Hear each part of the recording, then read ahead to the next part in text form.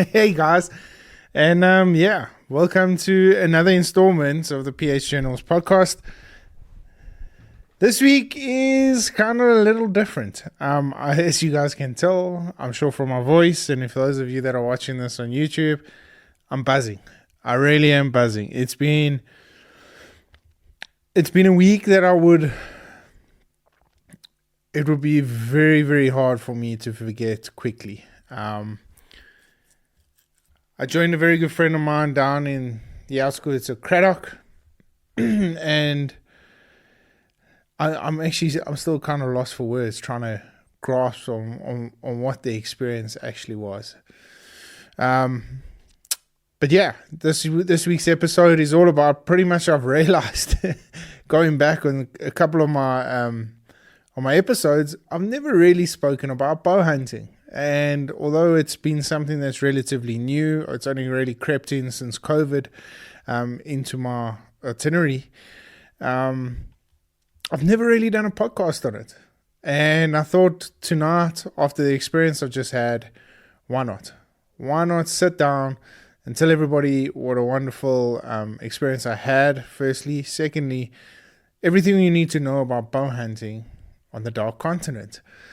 So, before we get into it, just, of course, a huge shout out to everyone that's been involved over the past couple of years. Thank you to each and every single one of you back home that has showed your love and support for my channel.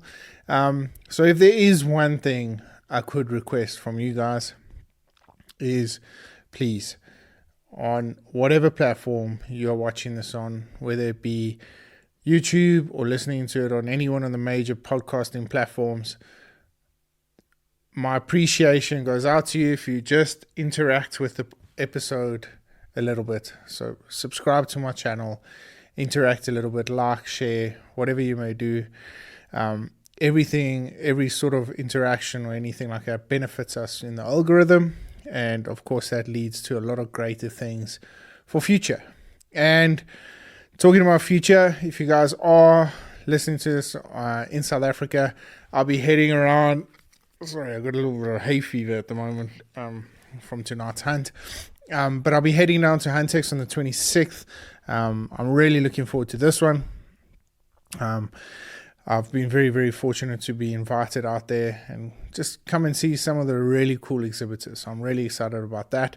And then, just a lot's been going on. We've been in and out planning on a lot of cool content coming forward, but also a lot of cool guests that are going to be highlighted on the podcast pretty soon. So I'm really excited about that one. So let's get into it. Guys, bow hunting for me, I started my career as a professional hunter back in 2009. And bow hunting for me has been met with many, many challenges, right? My first experience of a bow hunter was a gentleman I've looked up to since the very first day I met him. And we kind of connected on a personal level. I built a relationship with him, his Uncle Will Nelson from America. He's an incredible bow hunter. Probably one of the best I've really been interacted with. And I was very, very fortunate in 2021 to be introduced to Tom Miranda, which was a highlight of my career. Tom is an exceptional gentleman and an exceptional hunter. So I've been influenced throughout my career as a professional hunter by these individuals coming through. But my real first bow hunt with a client was David Orgard. And Dave was an incredible shot. We did a lot of hunting out of the blinds. But that was my introduction into PHing bow hunters. A very, very unique way on how to do things, which I thought was pretty cool. But in essence, I'm not going to sugarcoat it and say it wasn't frustrating. It was extremely frustrating, purely based on the fact that you are limited. So when a client comes out for 10 days on a bow hunt, you are very, very limited on what he can take. You obviously want to take the first couple of opportunities. Hence why I say to guys coming out on safari with a bow, is always be open to the possibilities of utilizing a rifle. I know there's this kind of cult feel about the whole hunting industry between the two different disciplines. However, I do feel that, you know, if you're coming out and experiencing South Africa for what it is, and especially on your very first safari, be open, be mentally prepared to be able to take out the rifle, because your opportunities are very few and far between as far as hunting species is concerned, especially if you go into established game farms. When you go to these established game farms, there's been a lot of hunting done on the property, and with that being said, the animals get wiser. So yeah, what are the criteria though of coming out for a bow, right? So I've been asked numerous amounts of times on social media, in person at trade shows or whatever it may be, what, you know, they're looking to come out for bow hunting. What is the minimum criteria? So if anything big game, I would not look anything under 60 pounds. If you're looking to hunt sable, if you're looking to hunt any one of the bigger game species, 60 pounds and above is probably one of your best. When you get into dangerous game territory, anything from 75 onwards is a really, really good gauge for what you guys want to do. The reason for that is that a lot of the bigger gamed animals sit with a hard and a congested rib frame. So what I mean by that is that our bone density in a lot of our animals on the anatomy side of things is a lot stronger than what you are currently used to up north. However, the elk can kind of fit in to a lot of the eland and the kudu structures, so too with the moose. However, when you're hunting a lot of the softer game animals, our bone density structures, are a lot more dense. So you're needing that little bit of kick to get through those rib cages, break bone, break shoulders, whatever you need to do to bring the animal down. On that point, understanding that practicing and shot placement is probably going to be one of your more key aspects. It's important because shot placement can be the difference in a very, very successful safari or an unsuccessful safari. Anything placed a little bit behind the golden area, the gearbox as we call it, you're going to be looking to track animals. So understand that.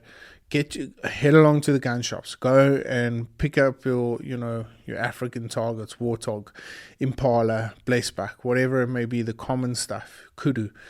The animals, specifically the animals you're going to be chasing, and put them up on a big sheet of paper, put them on your butt, and just start target practicing. Because if you can dial into, and it doesn't have to be, everyone talks about the 2 to 3 inch grouping set. It doesn't have to be that. Our animals' gearbox or area where you're hunting out of is pretty big. And I know I shouldn't be saying this, but it is. There is a bit of room for error. So head along and just make sure that you've got a dinner plate circumference on a lot of the bigger species. On the smaller stuff, it becomes a little bit tricky and more finicky. With that being said, something I've learned over the past couple of years, and this might open myself up for a little bit of controversy and a little bit of negative feedback. However, it's worked for me on specific bow instances. For instance, if we talk about the blue wildebeest, people know that any wildebeest species is a mad horse, right? They're tough as nails, and once they get adrenaline pumped into them, it's almost like they become a stronger and more robust animal. I've just written an article about this in the Volten Jach, which I would share with you guys from next week onwards. But with that being said, my tactic going into hunting a blue wildebeest would be purely to go and try and do as much damage to that animal as I possibly can, or not give it the opportunity to run away. And what do I mean by this is when everyone says you aim for the V behind the shoulder. Now that V behind the shoulder holds a lot of crucial organs just behind it, and that is the most perfect, right? But when you're hunting an animal of that sort of caliber, and you know that they're running, I'll tell you guys a little story about a blue wildebeest. Actually, on Dave's hunt, he hit this blue wildebeest square in the gearbox, but it only penetrated one lung, and full mobility of that animal, and we chased it for 2 days. That's how intense these species are. The very next bow hunt I had, when they mentioned they wanted blue wildebeest, my tactic going into that hunt was shoot as far forward as you possibly can so you can break the shoulder blades.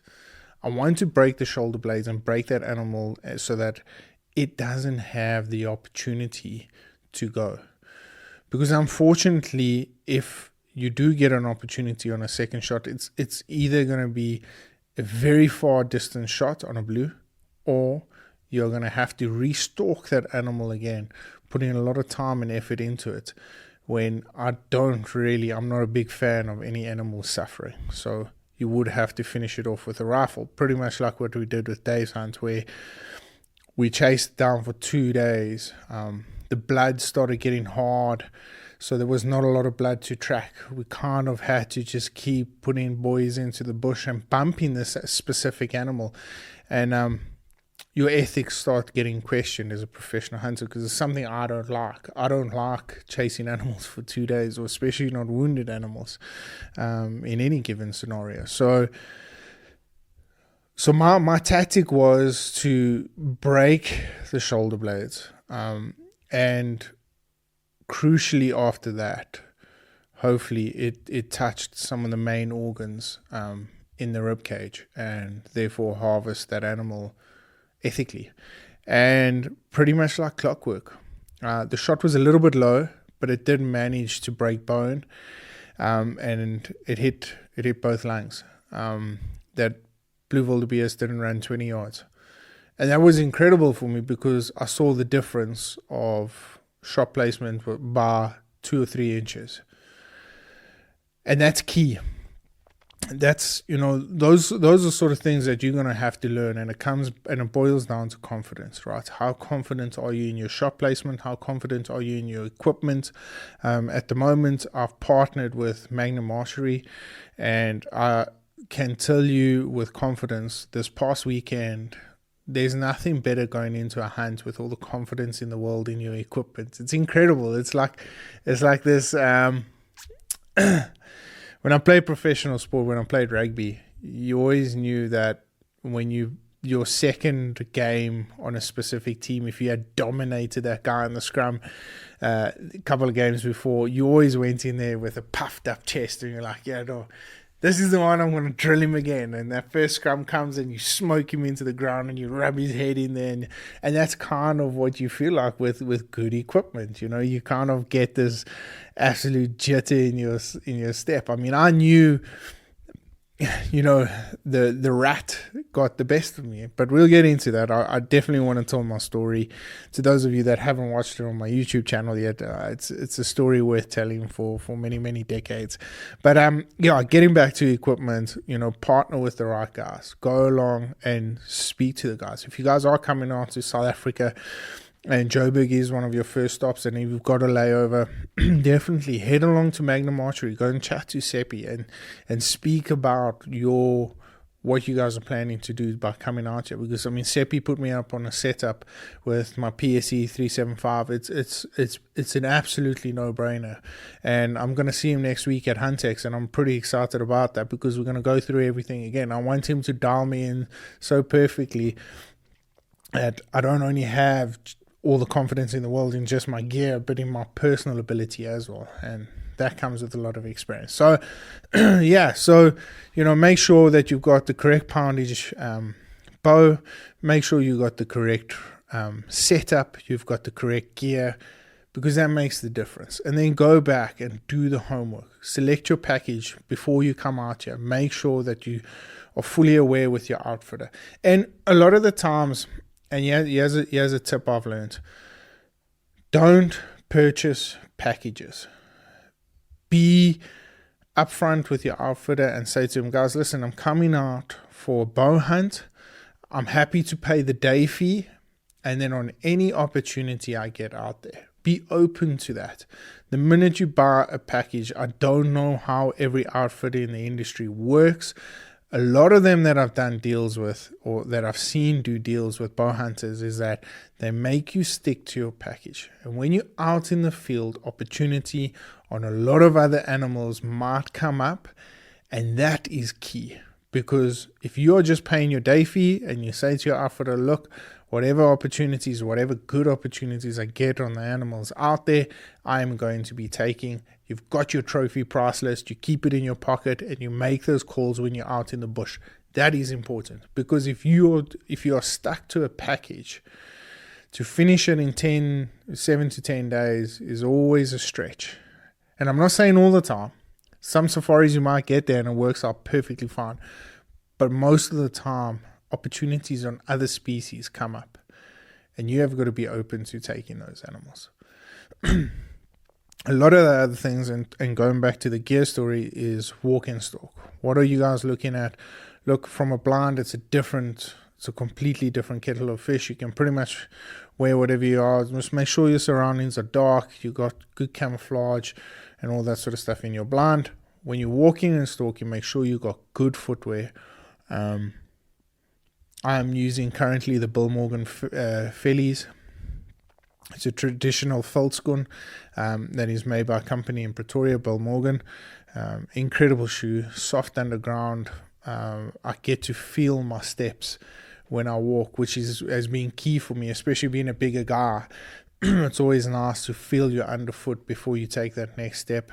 And something I haven't really thought about in my whole hunting career, I had a pair of pants that had them in, and I never, I kind of took them for granted.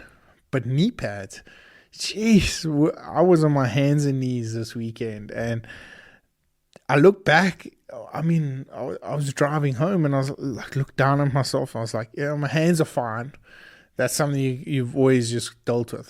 From when you're stalking, grabbing branches or whatever, you're kind of always accustomed to your hands being a little bit beat up. But your knees, geez, I was sitting in the bath that night, and I kind of do like the Epsom salt baths after a hunt just to kind of like relax me and I call it a cleansing process.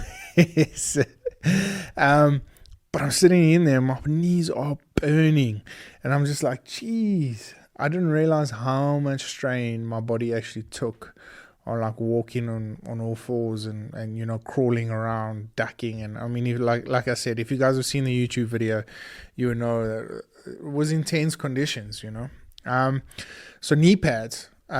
Definitely head along to your local construction site or construction shop and get yourself a good set of knee pads. I personally don't like wearing long pants. However, the Trees and Leafy suit is so lightweight. It's a beautiful suit.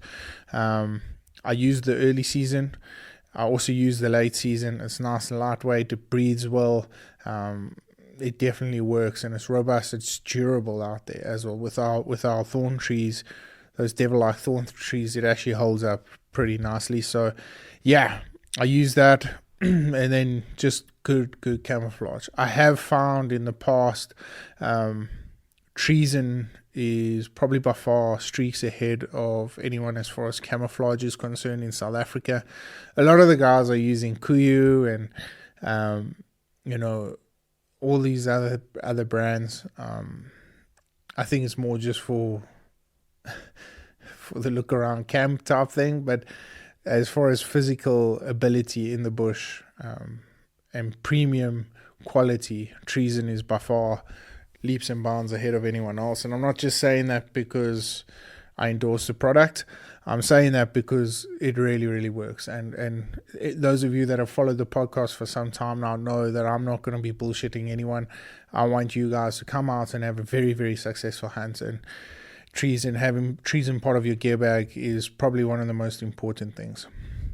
Other than that, good rangefinder, which is a no-brainer. Those of you that have been bow hunting for some time now, a good rangefinder. Something I did pick up on the rangefinder this weekend was the laser points. The smaller the dot, the more accurate it is. And for some reason, however, I have got the Vortex Razor. It's been working exceptionally well for me. Just in the darker areas, it didn't pick up as nicely with the lighter back contrast.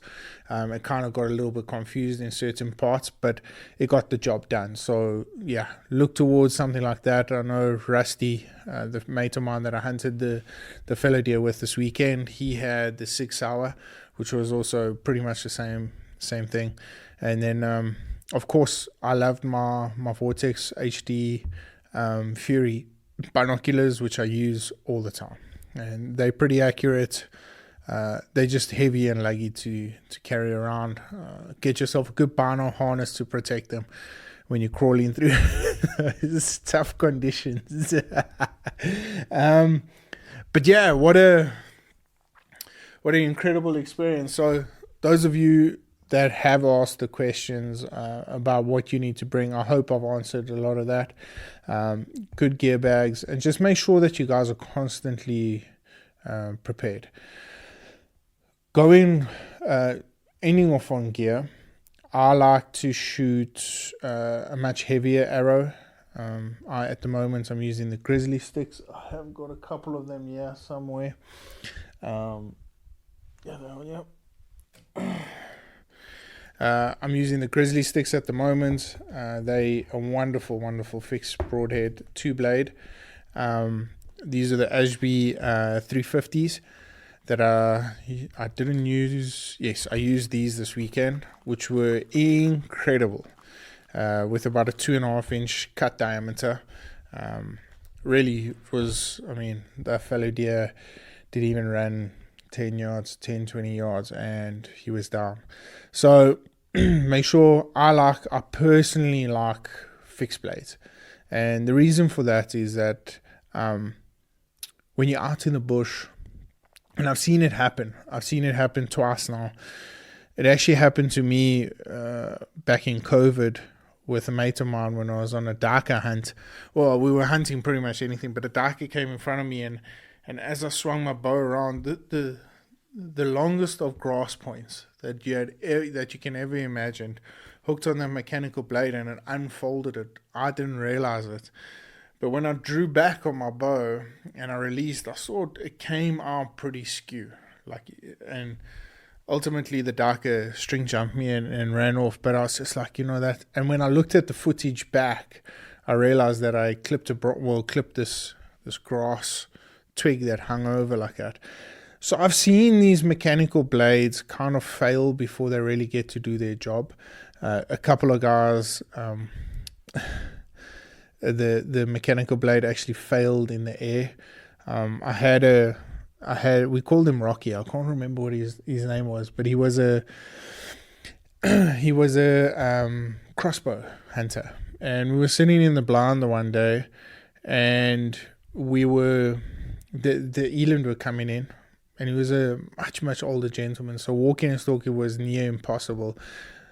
So we had them over there were oranges that were there as a feed pile during the drought period, but also on the salt licks and stuff. So the animals were coming in, and we were sitting nice and quietly, and we were literally just sitting there, and he had the crossbow on the sticks, and all we heard was this like a snapping of a string. Like if you take nylon cord and you just pull it tight and it snaps, that like instant clapping. And it didn't disturb the animals, but we were like, what's that? And we looked around, couldn't find anything. And he pointed to the front of his crossbow, and this arrow, there was a little elastic band that held these mechanical heads together. And then obviously when it hits the animal, it expands. But that little elastic band actually snapped for some reason, whether it was fatigue or age or whatever it may be. And yeah, this mechanical broadhead had opened up already and kind of like was being useless. So now those of you that know a crossbow, we had to pull it off, and with his we couldn't just unclip the arrow and insert a new one while it was drawn back. We had to actually undraw the arrow with this special tool, with the crossbow with a special tool.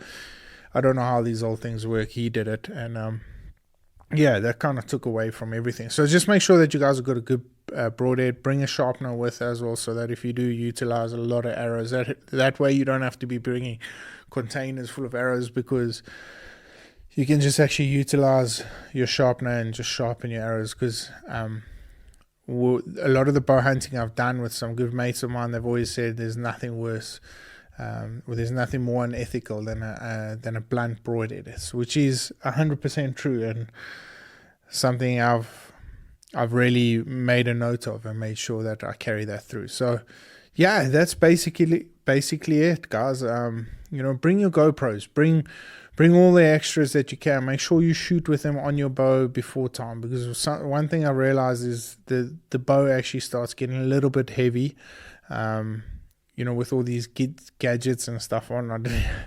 I landed up not using hardly any of it. I had Tacticams and I had GoPros and I had all these sort of things. I hardly used any of it. Fortunately, we had the camera footage, which was epic. So I'm pretty stoked about that. But yeah, make sure you practice with that on. Make sure that you're comfortable, because that's the most important thing. And like I said, don't close the door on maybe jumping ship to rifle halfway through the safari, because that's just, we want you guys to come out here and have a good time. And that's the most important thing. If you want to just stick to bow and never shoot an animal, you spent all this money getting over here, and you might have blown opportunities for the next 10 days, So make sure that you mentally prepare yourself for that. That's probably one of the most important things. And yeah, guys, before we close off, just to fill you in on, or talk a little bit about what happened this weekend, because I'm so excited about it. I know I did chat a little bit about it, or a lot about it on the video.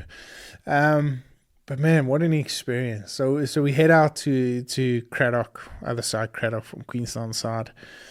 On a good mate of mine, Rusty. Rusty's been in the industry for some time now.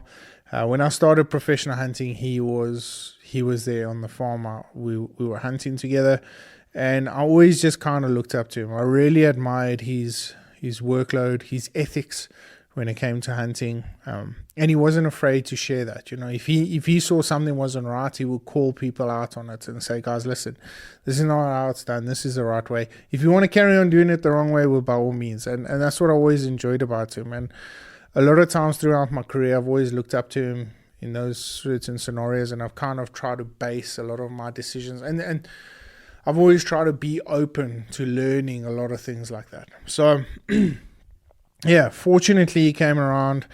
I gave him a call. He's had this spot for fallow deer. I've always heard, he's always spoken about it, but I never realized the extent and the concentration that place had of fallow deer stags.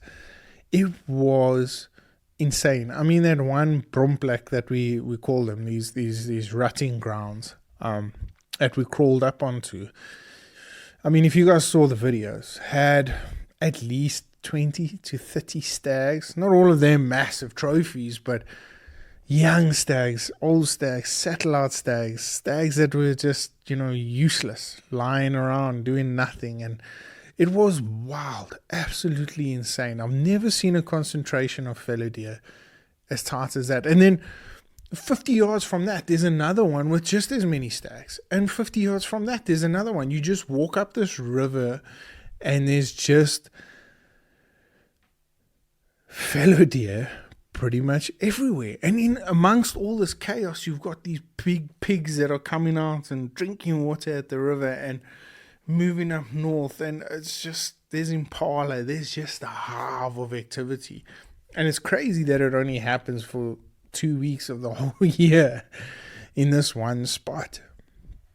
But what an unbelievable experience. The first day we get there, he's like, I'm taking you straight to this place and let's go and scout out. So we get there. There's a couple of stags that I like. I like the brown, the black one that Henry landed up shooting. And we had a couple of opportunities. We get to this one and I'm like, Rusty, I really like that stag. It's an old stag. It's thick. On the right-hand side, it kind of had like a crowned palm. It never had a flat palm. It had like a crown palm. And on the left-hand side, it had like a flat palm. But you can see he was past his prime because they'd worn down in condition. So anyway, we get up. He ranges at 35. I've got my fast Eddie spot hog on. I turn it down to 35 yards. And I kind of, it's dark, and I've got a yellow ring, a luminous ring around my point. I draw back and I can't really see. I'm not making excuses for a cuck shot, for a shit shot. I'm not. But I couldn't really see shot placement. And with that, I wasn't really comfortable. Anyway, he kind of like got inquisitive with what he's just seen from the action of me drawing back. So he kind of took like 2 steps forward. And with that, I should have kind of readjusted, but I never did.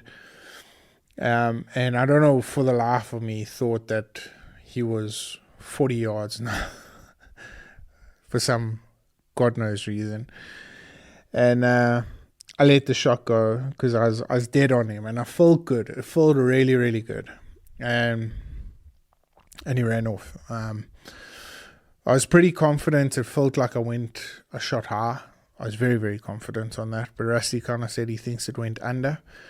However, we picked up my arrow the next day because the next morning we went back to that place. Again, nothing but a bust hunt. And managed to find my arrow. And the way that penetrated the ground kind of said to me that, we were high. We shot way over. So head back in day 2 for lunch, made a couple of readjustments, and we head out. And this time I said, look, the buck fever's killed me, so it's drained me a little bit. Once we got onto those ratting pads, my knees would start shaking, and it would feel like I got pins and needles in my kneecaps. So anyway.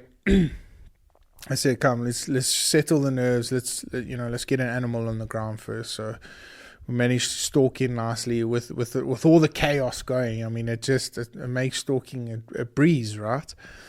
So we're getting nice and close. Anu pulls off an incredible shot. Drops her black fellow deer, the chocolate one. Beautiful animal. Absolutely incredible. Stunning. Drops it. The confidence is all high, and there's high fives all around, everything. The dust settles, we take photos, we load it, and we're like, okay, we've got 3 hours left before dark. So we cross the river, we get to the other side, and we start hearing these grunts again. But now this is on a different pad that we haven't scouted out yet, so we haven't really seen the potential on this new pad. We get out there, and once again, there's just females and males, but it kind of seems like these guys had just kind of got into it because there was still a lot of horn bashing and, pissing everywhere. It stank, man. It was just this musky haze that if I could, you walked in there and you're like, yeah, this is fellow deer piss. Anyway, so just by chance, we spot these 2 stags, and they are smashing each other. Now, the one stag is he's much, much older. He's kind of like, so a fellow deer stag, what I've learned in the years is that from like 4 to 7 is their prime. 4 still maybe a little bit young, but from 5, 6, 7, that's their prime. That's where you're going to get those big flat palms, this big brute of a beast. From 7 onwards, they're no good. They lose their potential to mate. Their success rate is terrible. So those are the ones I want. I want the guys that are deteriorating. They get dehydrated. I mean, in some of the photos you can see the eye sockets are so deep in their skull because they are so dehydrated that these guys they're in it until the last minute. So anyway, so we see this guy and he's a brute. He's got mass. He's got like I said, the palms aren't flat, but you can see he's just this old, gnarly looking stag, and he's trying to smash this young buck off, and he does. He gets the better of him and he smashes him into the ground. And on the video you can, if you pay careful attention, the first stag that we bump, he's just got like a bit of tuft of dirt all over his nose and stuff of that older male just drilling him into the ground. Anyway, so Rusty's holding the rangefinder and he's ranging for me all the time, because we know that's one thing I've really appreciated. He's like, he didn't want me to do this all alone. And I was so grateful for that because I learned so much from him. He's an incredible hunter. So I wanted to take as much as I possibly can away from this weekend that I could. So anyway, he's walking in front and we kind of realize that these stags now, they've smashed each other and they've made their way into range of us. And if you watch the video, you can see Rusty kind of ranges to the opening, and I watch him range, and I knew, okay, this is the time they're going to be coming in here, and there's a shot there. But he never, if you watch, he never really read me the range. So I kind of anticipated 20 yards, dialed my fast Eddie down to 20, and Rusty kind of snuck away to the side. I managed to get to full draw. The first stag came, and he bumped us. He saw us instantly, and he just shot off. And the older male, he was like, well, what the hell's going on? Yeah, so he crawls out in, and I just Rusty makes like a little doe squeak, and on that, I drill him square, and the perfect shot. It disintegrated his heart, and we ranged it a little bit later, and I think Rusty said 13 yards. I think it might have been more towards the 17, 20-yard range. But, man, what an experience. What an experience. Everything just happened so quickly and so perfect timing that I never really got the chance to get the buck fever. But straight after that shot, my knees kind of like get to jelly. I turn to Henry. I'm like, oh, jeez. And I look over. Rusty's so excited. High fives all around, and I'm like, I need to regather here a little bit. But we did. We got the job done. It was an incredible experience. One, I will forever be grateful for. Two, it's definitely one of the highlights of my career. And I got to share it with a lot of special people. And that's what matters, And if I look back at it and I see the animals we took, I'm extremely proud of the conservation efforts we put in, because those stags are conservation stories. And with what we just pulled off, if we can continue doing that, those species in that area will thrive for decades and generations. And I'm very, very proud of what we accomplished. Not only do I get to put meat in the freezer now, I've got 2 beautiful stags on my wall. The conservation one. The efforts to protect those animals and their species is special.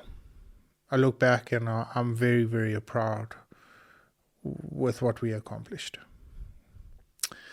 And although it's an alien species, it's played such a significant role in our South African wildlife history. So it was very, very unique to take. And I'm pretty pumped that I got to share that. I really am. I'm really excited that I got to share that with you guys. And if you haven't yet, I would appreciate it if you head along and check out that YouTube episode. It was it was next level. It really, really was. Yeah, I'm not the best editor. I'm not, or any of that means. I'm just feeling very, very grateful that I got to share that with you guys. So yeah.